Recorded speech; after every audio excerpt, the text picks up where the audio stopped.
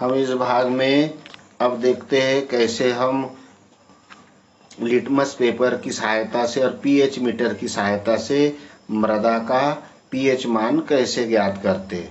हमने पीएच मान से देख लिया कि पीएच क्या है। पीएच धन आयन, ओएच आयन और एच आयन है ना, इसको बताता है। तो पीएच मीटर द्वारा मृदा की अम्लीयता व क्षारीयता प्रकृति ज्ञात करना।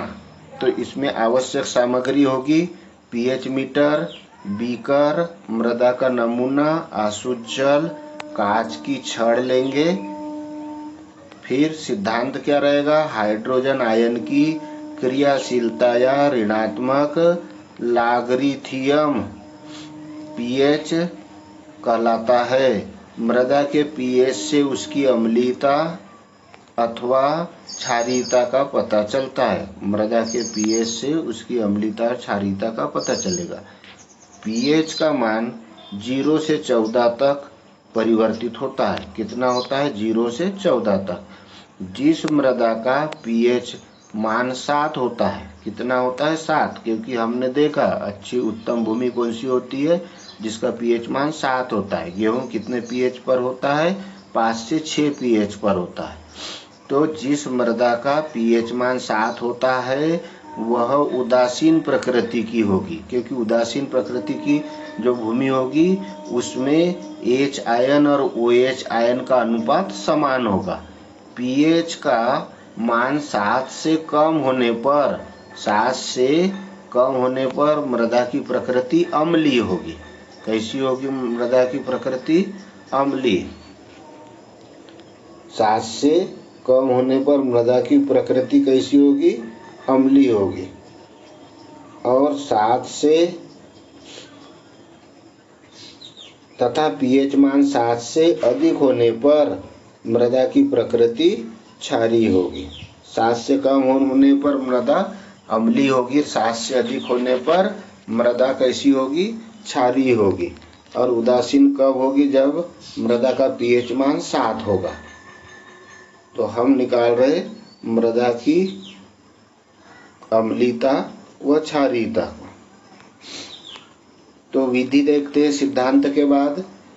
नंबर 1 क्या करेंगे? मृदा के नमूने को बीकर में रखकर आसुत जल मिलाते हैं। बीकर लेंगे एक और क्या करेंगे?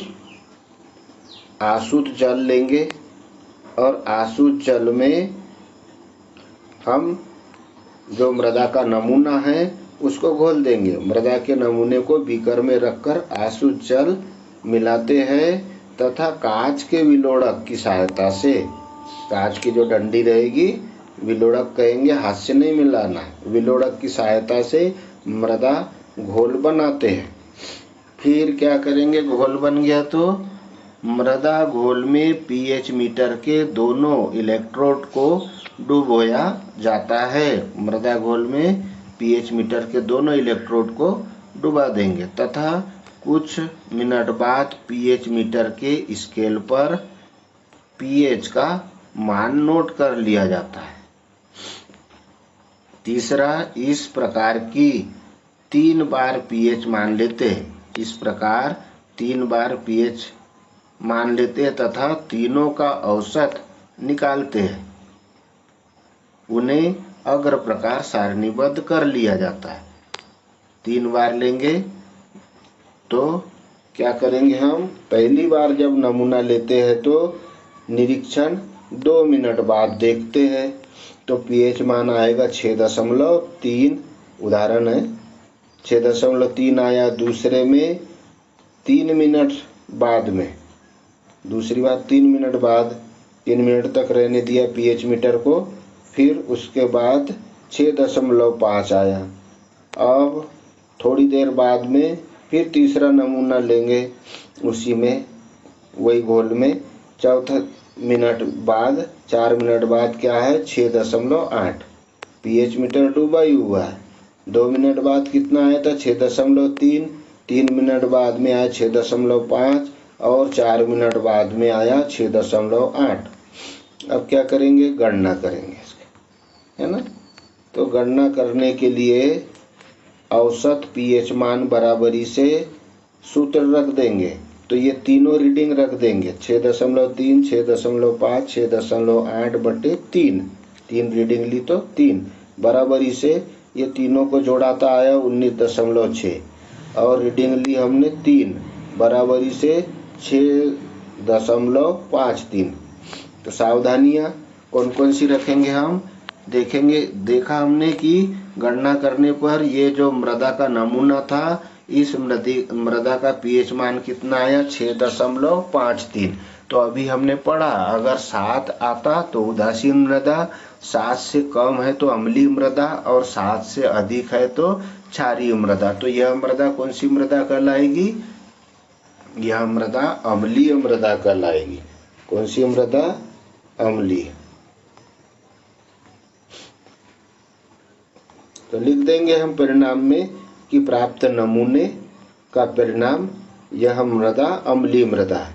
सावधानियां कौन कौन सी रखेंगे इस प्रयोग में? सावधानियां हम मृदा का घोल आसु जल में ही बनाना चाहिए, नॉर्मल जल में नहीं बनाएंगे, है ना। इसको हम आसु जल में बनाएंगे।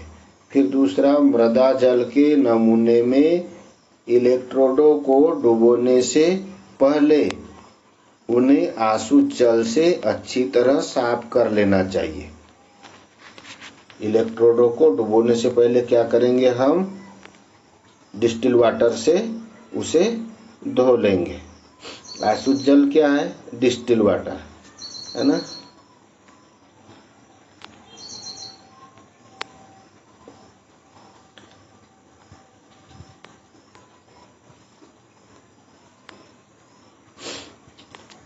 तो क्या किया हमने? मीटर को डिस्टिल वाटर में धो लिया।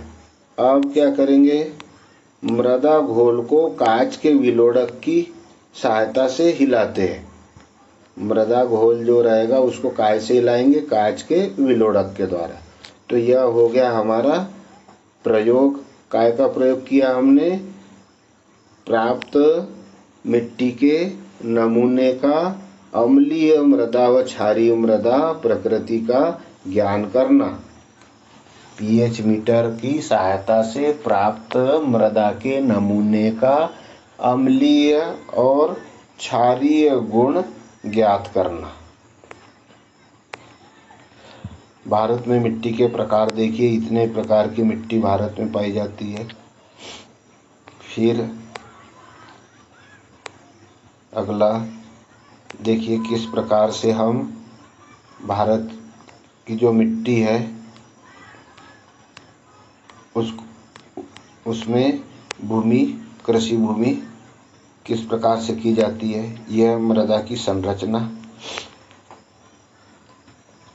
ये जो 15 सेंटीमीटर की मृदा होती है बस इतनी ही मृदा फसल के लिए काम की होती है। फिर इसके नीचे में यह देखिए खनिज लवण पदार्थ लेने के लिए जड़ें नीचे तक जाती है। तो ग्रह कार्य है आज का, मृदा का गहरा रंग किस गुण को इंगित करता है। दूसरा, भारत में किस राज्य में काली मिट्टी अधिक पाई जाती है। तीसरा, मृदा में उपस्थित सबसे छोटे कण समूह को किस नाम से जानते हैं। और चौथा, मृदा कणों के व्यवस्थित क्रम को क्या कहते हैं।